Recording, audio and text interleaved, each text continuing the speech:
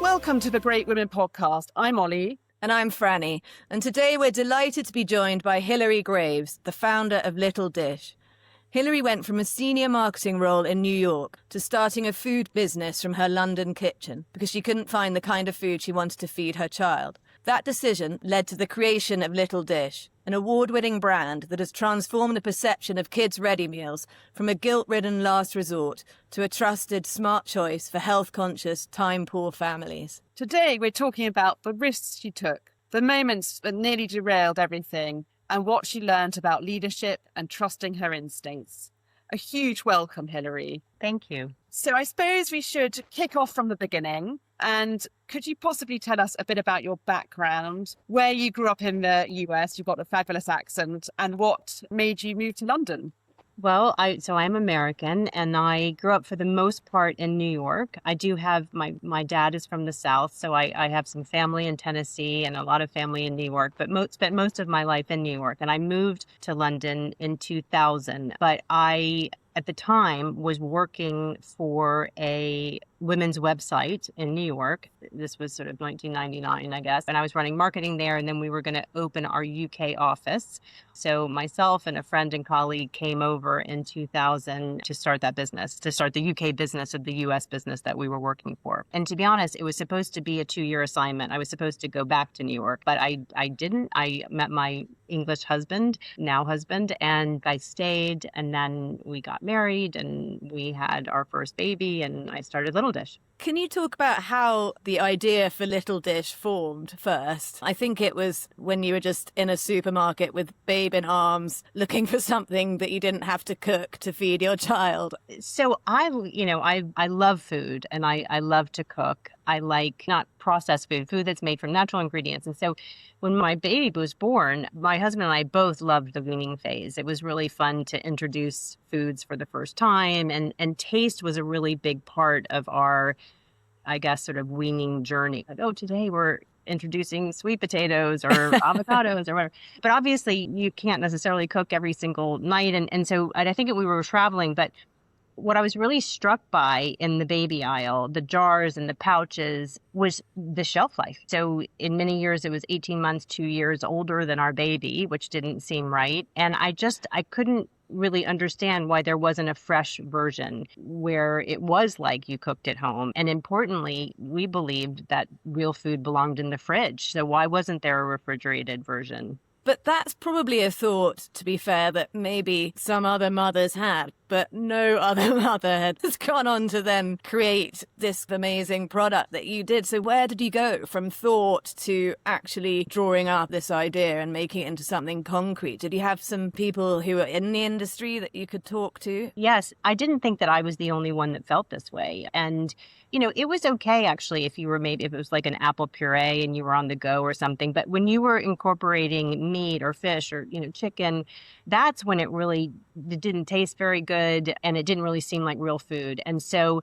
the very first thing was asking friends and family, if you could buy something that was closer to homemade, like you make in your own kitchen, what do you think? And, it started with sort of friends and family and just sort of anecdotal. I mean, I wouldn't really call it a focus group as much as just sort of getting together for a glass of wine and saying, what do you think about this?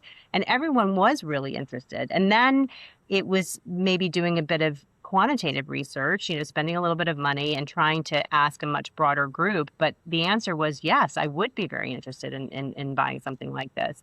And at the time, I was working with a food technologist who had extensive experience in food and in chilled food and product safety, which was so important. And we started making the recipes in my kitchen. And I guess that, looking back, it's funny because over the years, people have said, what do you wish you had known when you were starting the company? And I actually have decided that my answer to that is it's really good not to know. It's good to sort of have a certain naivete and kind of like, well, how hard could this be? Or so, and because I think if you did know, maybe you wouldn't necessarily try to move forward. It's really interesting. Lots of founders say that if you actually knew the reality of the task ahead, you'd probably think, no, thank you. But in terms of, so you did your friends focus groups and then sort of slightly more, I suppose, professional techie ones.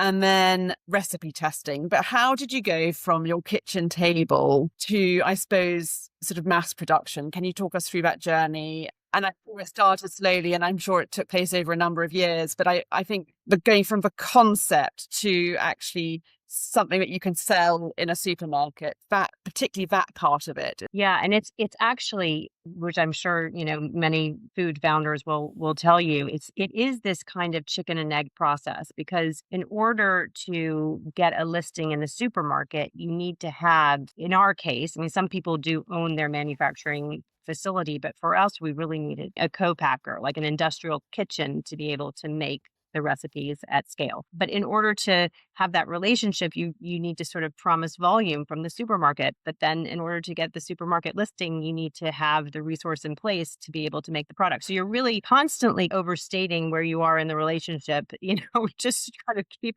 all of the balls, in play. And so we did find a manufacturer who could, who had, at the time we thought a lot of credibility and product safety, and sort of partnered with them to develop the range. And then we, as I think a lot of food brands start, went to Waitrose and sort of pitched our idea. Now, it's not the kind of thing where you call and they take your phone call on the first day. You really do have to try to get in touch with them, see if you know anybody who knows them, try to get an introduction. And I think in our case, we had spent a lot of time really putting together a strong rationale around why we thought that this was going to work. So, we thought that there was a gap in the market. We felt like there was a lot of consumer interest, in fact, and consumer need. We knew that parents were buying other convenient alternatives, but I think 3 out of 4 were telling us that they felt really guilty about it. And so we thought, well, look, if you could provide something higher quality that tastes great. And I think in our case, the brand piece was really important. We felt that coming from the baby aisle, which is mostly branded, sort of probably 95% branded, that whoever was going to crack this, it really was going to be a brand that parents could trust over an own label proposition. And so we sort of pulled that all together, and, it took us a long time, but we finally got in front of the Waitrose buyer. And even that, she doesn't say yes overnight. It's a long back and forth. And also you don't get great distribution on day one, or at least we didn't. We got a trial in 20 stores. We got distribution on Ocado, and that was our start. And what was the meal that you started with? We had 5 recipes, all of which to this day, nearly 20 years later, are still going, except for one. So the fish pie, cottage pie, pasta bolognese, we had a mild chicken curry, and then we had a vegetarian pasta, which is now sort of in a different recipe, but those were the ones we started with. When you go and you have your meeting with Waitrose, do you take some, are they actually trying it there and there, or is it more that you take a pack and you show them your actual research and that's the main thing? We were making the samples in my kitchen, but it was very, we knew that we were going to match those samples because we were so much attention to the detail. So we felt quite confident that we could do this on a larger scale. But yes, we made the samples in our kitchen. And then I think the other thing that was really important for us was the packaging, because again, this was a category really dominated by own label, and we wanted to introduce a brand, and we wanted to have, an impact on shelf and to be differentiated from own label packaging. And so, over time, we've actually had several evolutions of our packaging and our brand, but we've always had characters, and we felt like it was almost like a storybook kind of feel, but we wanted it to look premium and credible, and I think different than what was at the time, sort of the typical own label, quote unquote, ready meal packaging. For the record, I just would say look, we are in the ready meal aisle and we work with the ready meal buyers, but, we would always say, this isn't really a ready meal. This isn't really your typical ready meal. Like I wouldn't consider myself a ready meal buyer, but I've fed my kids Little Dish for years. So we felt it was really, kind of crafted just like homemade was sort of what we were trying to present. It really does feel like that. And I think your branding is brilliant. Were a lot of the ideas for the branding yours? I think we had a very specific sort of vision of what we wanted, in that we wanted, color. We wanted characters. We wanted something very charming and the makings of what we hoped would be a really lovely brand. But we worked with an agency to come up with the name and the designs and the characters. And, to their credit, they worked on spec. And this is again, back to the sort of chicken and egg. You've got to have the co-packing relationship in place to get the retailer listing, but then to get the retailer listing, you've got to have that other partnership. And if you're getting funding, you've got to have all of this together. And so what we said to them was, look, we believe that this belongs in the national supermarkets. This isn't something that we're going to launch, at the farmer's market or in the independent stores, because we really feel like that's where parents are shopping and that's where the volume is going to be. And that's what makes this a commercial success. And we're going to need to have some funding to support that. But before we can get the funding, we've got to have the packaging and it's got to look great. And we've got to have this first trial all locked in. And so they really believed in it and they did a great job and we paid them after the fact. That's fantastic. That's brilliant. That's good negotiating skills, Hilary. So Waitrose was the first big customer. And then did others follow quite sort of swiftly after that? Yeah, I mean, it was a really slow build because we didn't have loads of stores. We had 20 in Waitrose, and then ultimately we hit, they give you certain benchmarks that you need to hit, which we did hit. So then I think we got 50, and then we got a bit more. Tesco was the next one. But again, I want to say it was sort of, 40 stores or 50 stores. So what we probably didn't really realize at the time is that we were launching a company, we were creating a new brand, but actually we were creating a category that didn't exist. And that actually took a lot more time than maybe we had anticipated. Because if you think parents are so used to going to the baby aisle, right? You have your baby and you go immediately because you're going to buy your nappies or your Calpol or your formula. And then ultimately the food, but people didn't know that there was a fresh alternative in a different aisle, which maybe they weren't used to shopping. And so it just took a bit of time to kind of create this category, and I think up until recently, now I think there's a lot more impact on shelf. But when you have just a few products on shelf, it's not, sometimes you can walk by and not even notice it, So what we've really tried to do over the years is to build that impact on shelf so that when you do walk by, you can find it and it stands out. And in terms of Waitrose, was it a specific choice to go with Waitrose first? As in, did you specifically target Waitrose and then branch out? Or did you try everyone and they were the ones who took the first call, kind of? We were reaching out to everyone. I don't know because it's so many years later, but at the time, certainly, Waitrose tended to be the one that you could go to because they loved something new. They loved, premium quality, all of those things. And so it's sort of a gentle way to launch into the retail landscape. But we certainly were emailing, the other buyers as well. And I think at the time, Waitrose and Ocado had a partnership. Obviously, now Ocado works with Marks and Spencer, but it brought both the distribution in stores and Waitrose, but also the online distribution. And online from the very beginning has been very important to us. I think a third of our sales come through online. And so now we're across the board in Tesco and Sainsbury's and Asda and Morrison's. And in all of those cases, for instance, Tesco.com is a really important part. In addition to being in store, it's really easy. Back to what we were talking about before, it's much easier for parents to find us. And I think a lot of mothers of young children shop online because they don't taking your young child to the grocery store, isn't always the most convenient thing to do. And so that had a real appeal to us as well to be able to get online. And to this day, I think that's been an important part of our growth. And can you tell us a bit more? You said you started off with 5 products. How big is the range now? What it includes? We'd love to hear about that. So we now have 10 recipes, all fresh meals. But we've got a couple. So the core of what we do is really Little Dish, right? And that's the company. But in terms of the products, we've got really, you kind of come in anytime from 1, but probably 2, age 2, 2.5 is really sort of the sweet spot of when people come in. And then we recently launched Big Dish because what we realized is that kids were getting to a certain age and the portions weren't big enough. And so now we have an extension. So we have a bigger portion. But then last year we launched our first frozen product. So I don't know if you know about these, but if you guys Yeah. have kids, I I'll have see. to send them to you. But our Little Dish Superstars, which is a chicken nugget, but we like to say this is what we think is the best chicken nugget in the world because it is. I mean, chicken nuggets. Kids love chicken nuggets. And there's certainly not one chicken nugget that I was buying that I was particularly excited about. You feel like they're kind of junky.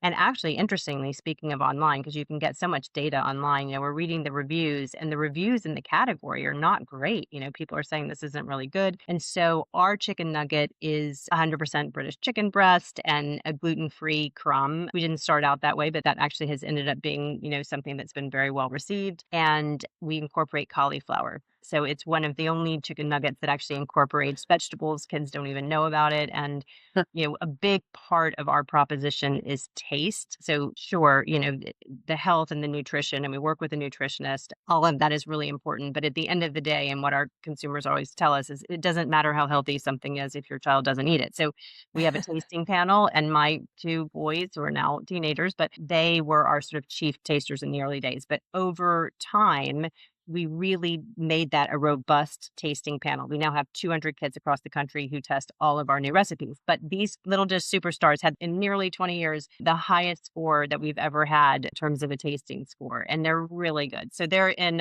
Ocado, and they are in Tesco as well, and going into more stores. I think they actually just went into Waitrose this week, and then, more stores to come this year. But we're really excited about that. That sounds fantastic. What part of the scaling up is the hardest? Is it maintaining the taste? Is it the cash flow? What has been the hardest for Little Dish? I think the hardest thing that we faced over the years is still our biggest challenge, and that is awareness. People don't necessarily know that there is an offering for young children in the chilled meals aisle of the supermarket.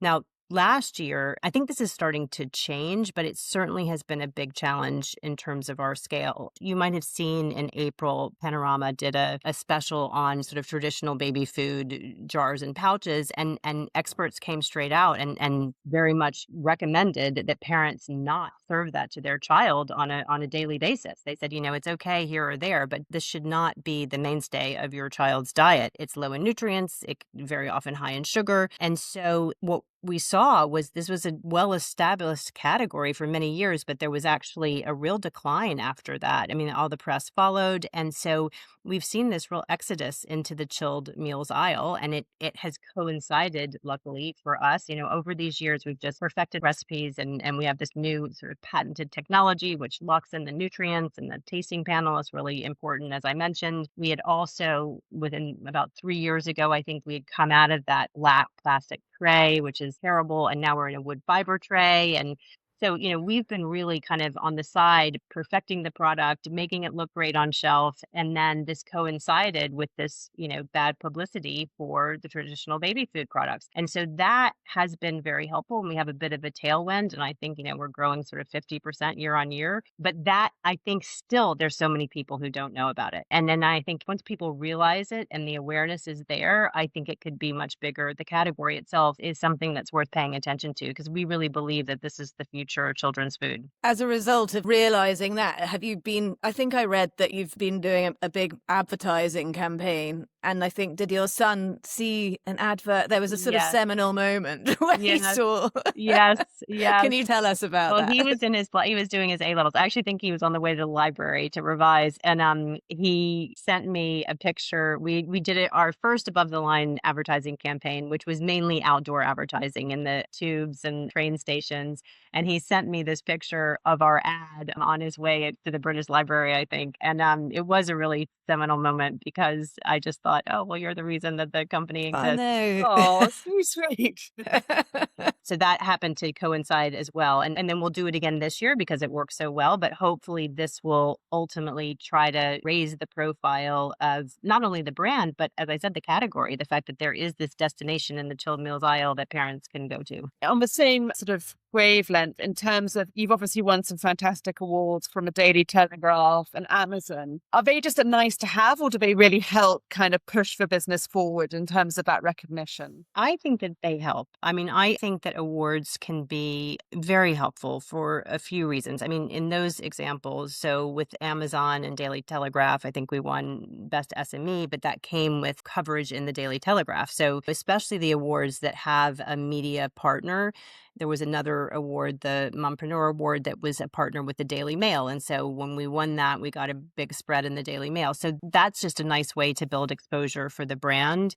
And I think there's a certain credibility that comes when you can say you're an award-winning brand, and not even just the business awards, but some of the consumer awards, like loved by parents and things like that. Because there's no sort of better compliment than a parent recommending Little Dish to another parent. I also think for us in particular, the awards really can have a great impact on team morale. I mean, I think anybody who started their own company will tell you you're sort of nothing without your team, right? And we have a great team, and it just is such great reinforcement because everybody's working so hard and they're really good at what they do. This past year in 2025, the grocer, you might know the grocer, I would say maybe they're the Oscars of the food awards in the UK, and these grocer gold awards take place at Royal Albert Hall. So it's like Oh, wow. amazing. A big deal.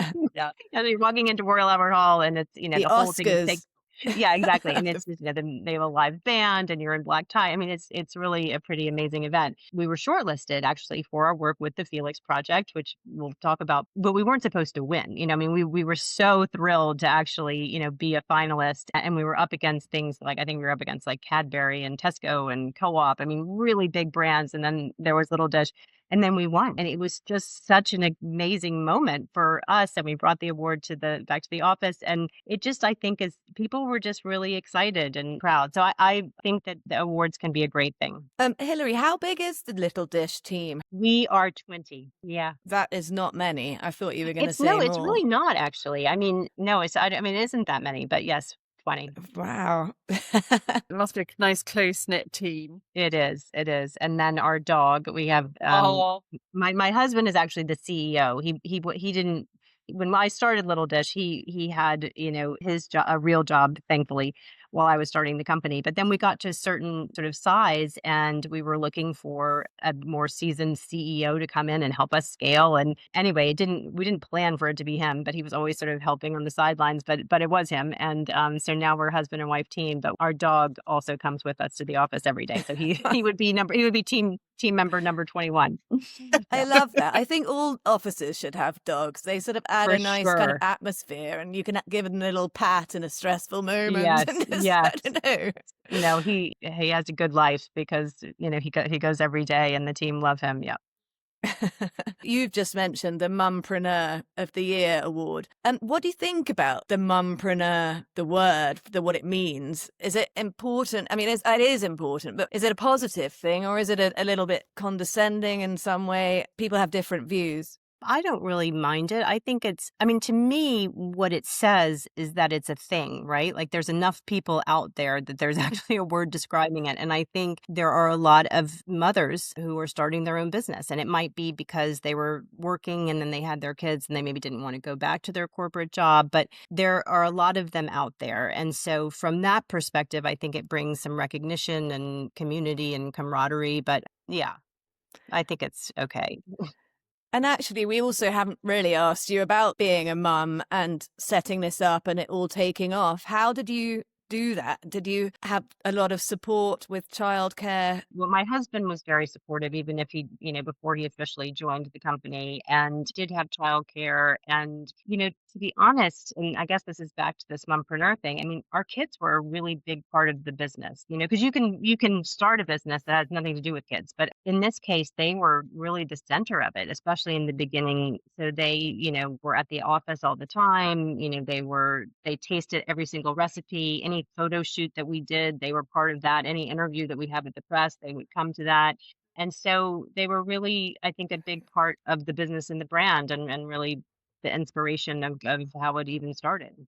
And I suppose that kind of leads on to, now that the business is kind of really well established, what are your kind of non-negotiables in terms of work-life balance? Obviously, you said your children are kind of grown up and doing serious things now. But for you, what is like, actually, no, that's enough. I'm going to put my feet up? Or as a founder, is that sort of impossible? I mean, look, this either works for people or it doesn't. I mean, you've got in some ways some flexibility because your schedule is your own, but at the same time, you're kind of always on because you never know what's going to happen and you're going to have to deal with it. But to answer your question on the non-negotiable, I think where I got to, and maybe it's my age, as I got older, I think for me, it's definitely health. And, whether that's sort of the exercise or, the older I get, I realize like sleep is a really important part of it too, and nutrition or whatever it is. But I do think really prioritizing that is quite important because it can be very stressful. I mean, that's the thing. There's some really great days, like,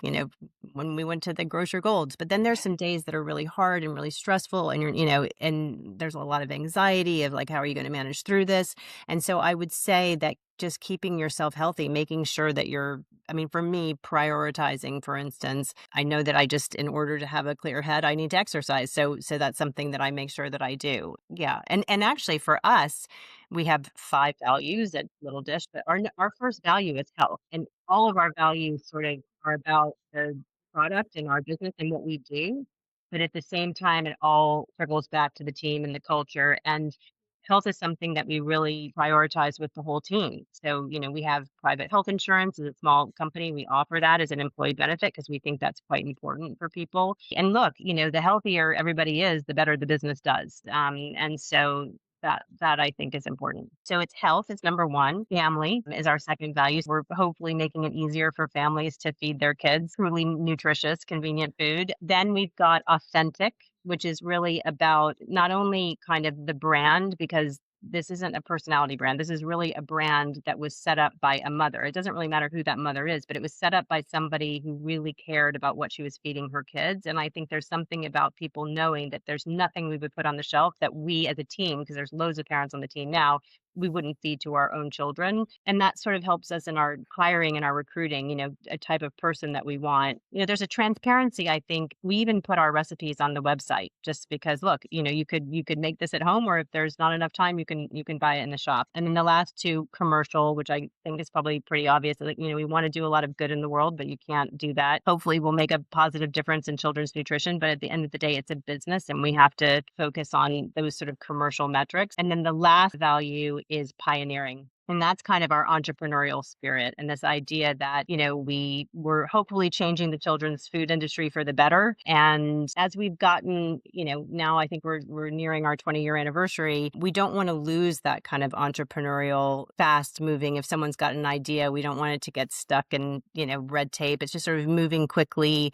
thinking about things differently and, creating a new category in the supermarkets. In terms of that kind of enterprise spirit and all the work you're doing in terms of creating nutritious meals and the pioneering point that you made, I remember when Jamie Oliver did his program on school dinners and there was It was 2006. It was literally the year we started the company.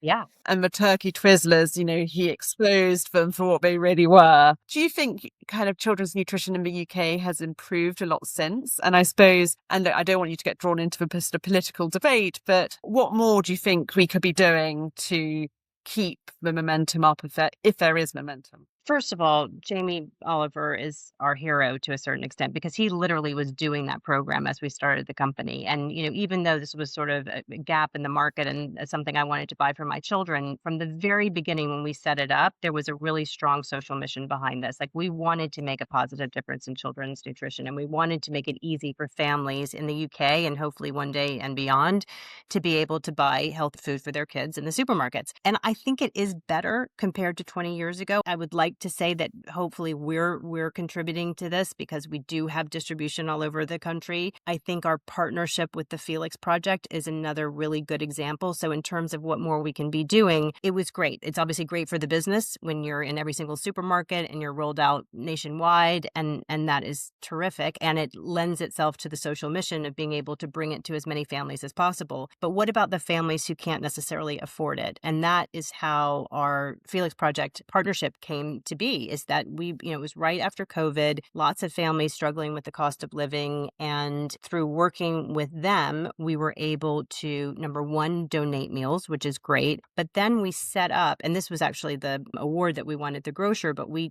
did a collaboration with them where we created a recipe. It was the Little Dish Felix Project recipe, and it was buy one, give one. So, there's buy one, get one is sort of the big promotion driver in the supermarkets, but this was really around if you as a mother were buying this for your child, buy one, and then you would then be giving it one to the child in need. And there are some of these charitable things where it'll say, 5% of our profits, or for 5p of every pack. Like, people can't really crystallize in their mind what that means. I guess I'm doing good. But there was something that really resonated with people while they were buying something for their child, because there's nothing more heartbreaking as a parent to think of a child who's hungry. And so it's like, you're going to buy this, and then because you bought that, you're going to actually feed a child in need. And so we would then give a meal to a child in need. That was the collaboration. And I think, that's only one small step, and what the Felix Project was doing was so incredible. We just recently in the autumn did a big thing over the holidays about holiday hunger, because you might know that a lot of times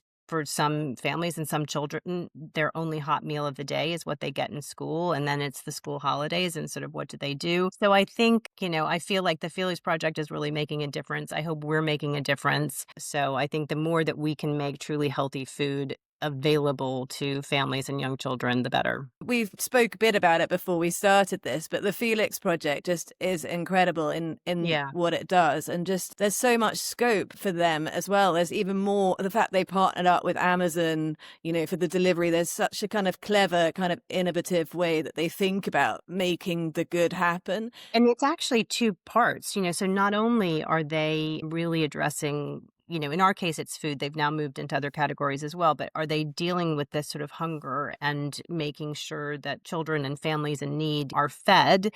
But they're also tackling food waste, so this would be food that would be otherwise thrown away. And so it's a really incredible charity. And Charlotte, who runs it, is really amazing and inspiring. And it's probably one of the best partnerships we've had, and hope to work with them, many, many years ahead. Do you have any other charitable partnerships? Or we don't. I mean, we're not that big, and so I think we just kind of wanted to go deep and to do something really impactful. So that really is our sort of partnership. But aren't you part of the Buy Women Built? Oh, yes, absolutely. I love that. Can you speak a bit about that? That's a great organization. The woman who set that up really had this idea that she felt that if people knew that a particular company had been started by a woman, it could actually impact their intent to purchase, and that it was something to be communicated and promoted. And so she brought all the founders together in the UK. I'm sure that there's international plans if she hasn't gone international already. And she did this really lovely job of bringing all the female founders together at every level. It could be companies bigger than Little Dish and companies that are just starting last week. And the point of the group, it's a community, and people sort of, can exchange information through this online message board that they do, and they plan events. So for instance, we all went to Ocado, and Ocado got really behind it, and they put together this promotion that really worked. We'll often say, okay, buy 2 Little Dish meals for whatever, or we'll work with another children's brand where you get to kind of bundle up other children's products.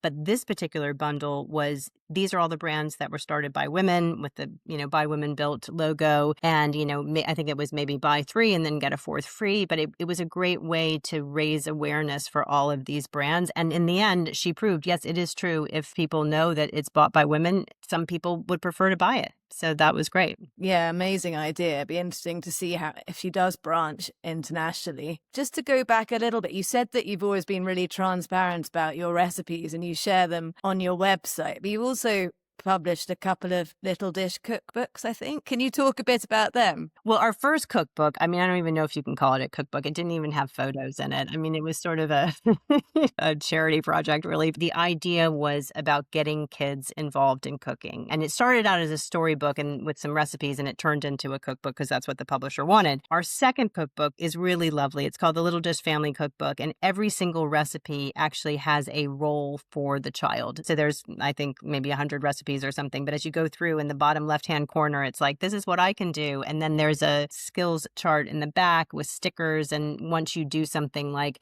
crack an egg or, make a meatball, the whole point is you're never too young. And so for each of the things that you do, you actually get a sticker to build up your cooking skills. But I guess the philosophy is that even though we make prepared meals that you can buy in the supermarket, cooking is such an important part of family life, and they don't teach it to kids anymore. And so it was really to encourage families to cook with their kids. And we know that when kids are involved in the cooking, very often they're more inclined to want to eat it. And so it was a really lovely project. That sounds brilliant. I think the more kids are involved in actually making their food, and sort of understanding that it doesn't just appear, and being interested in the creation. My kids just like kind of eating the sweet stuff that we make. Okay, not my 12-year-old. He's actually making nice stuff at secondary school now and bringing it back. But my daughter's 9 and she's definitely a fan of licking the spoon of cakes and cookies and things. Well, that's a great point, because at the time when we did it, a lot of the children's cookbook were about, baking cakes and cookies, which is terrific. And we do have kind of a puddings and treats section at the end, because that's quite an important part of the whole thing. But we really wanted to get kids involved in so we have a breakfast section, we had, main meals, but it really is getting them involved in cooking beyond just like making cupcakes.